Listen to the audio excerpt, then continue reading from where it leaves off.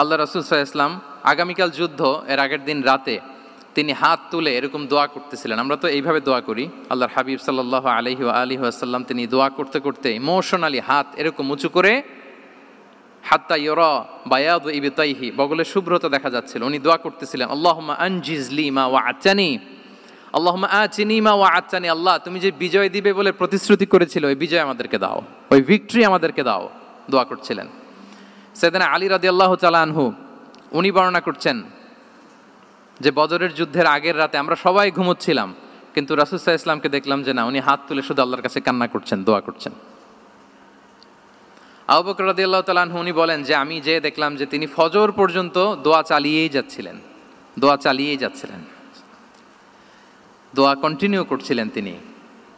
এবং দোয়া করতে করতে রাসূল সাল্লাল্লাহু আলাইহি ওয়াসাল্লাম এতটাই ইমোশনাল হয়ে গেলেন যে ওনার গায়ের চাদরটা নিচে পড়ে গেল।